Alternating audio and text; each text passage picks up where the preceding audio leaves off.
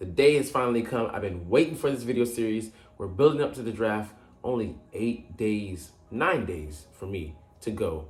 And we're going to be watching the picks roll off the screen in the first round. Only the first of 3 days to begin the whole shebang.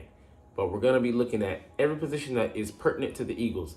So that includes everyone but quarterback. So we won't be looking at that. But let's start today with running back. What's up? It's your boy Cintron coming back at you with another analysis video. And to kid you not, that's the real name.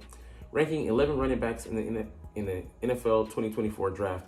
And we're going to get to another list where it has some other names on it. But let's start with this one because I think this was the most accurate one with the most accurate assessments. All right, running back tier one. I'll be floating in and out, kind of labeling some guys as this or that. Trey Benson, I don't agree with him as number one here. But it's hard to kind of fight that because there's no really lead back. It would have been Jonathan Brooks, but he got hurt. 6 foot, 217, ran a 4.38 at the combine. I disagree with that he's unproven. I'm like, dude, he did a little bit of everything at Florida State. And I think he was at Wisconsin before, but that was a pretty good year for him. He showed the breakaway speed, excellent contact balance. I don't think the Eagles will be in the running for him.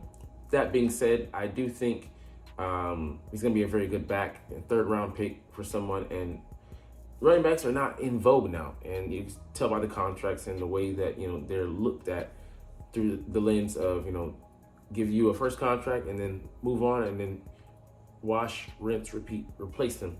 I mean, they're expendable, as Sel would say, as a position group right now. So, the Eagles paid a guy, and we do have Saquon Barkley in place, but we're looking for a caddy and a guy to be available to be the number two moving forward. Because Kenneth Gainwell, I don't think we're going to re-sign him. If we do, he's still going to be like a third down back for us.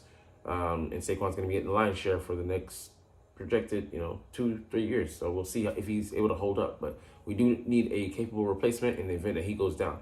And he'll provide that, but too costly for us. Let's move on to the next guy. Jalen Wright, very explosive, 5'10", 210, solid guy. Provides big plays, but is very hit or miss, kind of like Saquon to a degree. But I think Saquon is more, fight or flight. He's had to do that. He's had to fight for every yard he's got. You know what I'm saying? Behind that Giants porous offensive line that rarely gave him room to breathe. So, he's young, 21, would definitely give you a good playmaker, but I think he's going to be had in the third round. He also ran, I think, like a 4.36 or 4.38 in that range. So, he's going to come off the board and he's going to probably be the second or third back to go. So, I would love to have him, but, again, too costly. Jonathan Brooks, a guy, who has more size than I thought, 6 foot, 216. He looks like he'd be a scat back, but very solid build. I forget what he would have run. I think he probably would have run in the 4.4. So he was Bijan Robinson's caddy. Not as good as him, but would have been most likely the most likely first round back out of all of them, and a worthy bearer of to carry the torch of best running back in the draft. But alas, he got hurt, ACL out, and that's going to ding his his value in 2024. That being said, he's going to go maybe round 3 or at the latest, I would say, round 4. And I'm not really looking for a reclamation project as we're in win now mode. If he was healthy, definitely would be worth giving a shot. But unless you pair him with another back, we do have Kenneth Gainwell.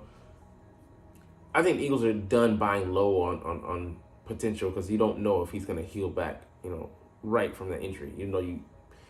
You probably had a good surgery and, slated to be healthy and, so and so months, but, you never know.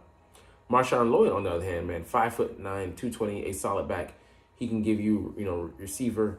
I think for me, he's a better runner than Jalen Wright, but Jalen has more explosive measurables. But 220 at that size, an explosive athlete, ran a 4.46, has everything you need.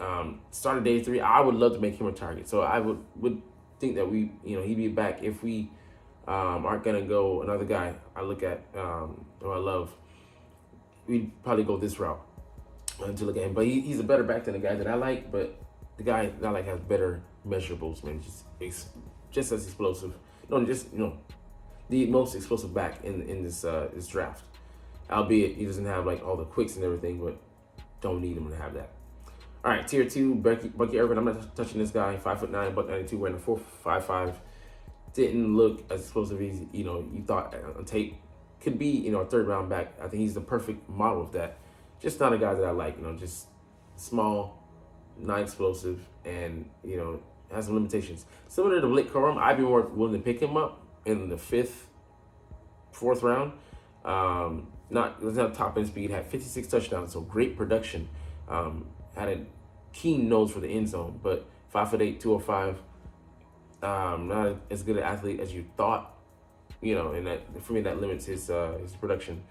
And he's more of a grinder than anything. So I'm like, I used to be only flash in the pan, substance lacking or not, backs only, but he's not a guy that I'm really fond of. Once I look closer at the tape, I mean, I do like him. I'm not in love with him though. Pause. Tyrone Tracy, heard good things about him. Think he will be a good fit, on day 3. We'll have to see if they go the route. 5'11", 209, can do a little bit of everything.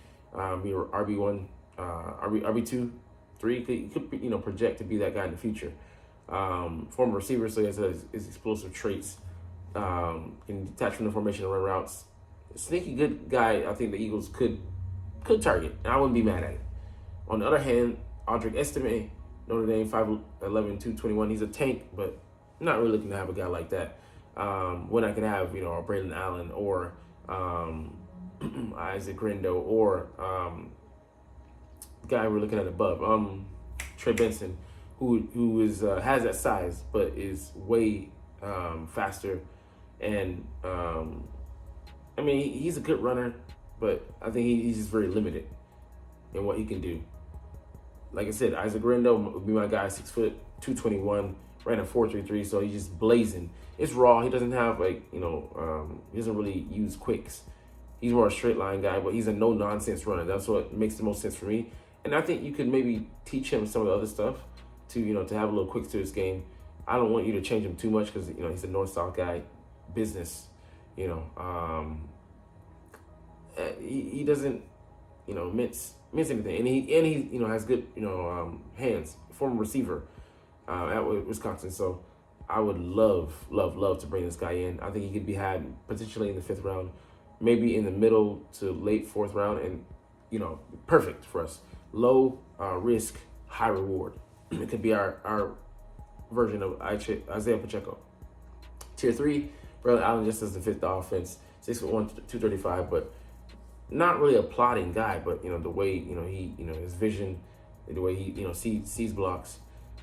I would be very, very surprised. We don't like bigger backs, and I'm just sad, but we don't prefer those guys. So I'd be fine with bringing him in that 4th round or so, but I don't think the Eagles have an eye for him. Will Shipley, on the other hand, I think that Eagles will be willing to do it on day 3. And I agree with that assessment. He's a jack of all trades, but I would see him more as a guy would use for his receiving skills. So exclusively a 3rd down back, and you're not looking for him to give you that much as a runner. But at that point, is he even really a running back? I'd rather go with a guy that's going to give me all, give me something in all 3 phases. It's particularly the position that he's supposed to be in, running back. All right, let's look at another list, some other guys that I want to get into, but really a failed tier list. Like you can see the differences here. Jonathan Brooks, lead guy, no, he's not healthy, so I don't think he's going to go first. Jalen Wright, a 2nd, but they have Audrey Estime have him in 3rd. This is an old list because he's not anywhere close to being the top. And Braylon Allen, neither is he. Blake Corum, number 5. They can say that it's fine. Trey Benson is number 6. Are you out your freaking mind? Kimani Vidal, a compact back. I think he's about buck 80, buck 87 to buck 90. Ran a 4.46. Can do it all. Limited, his size, but his impact should be huge.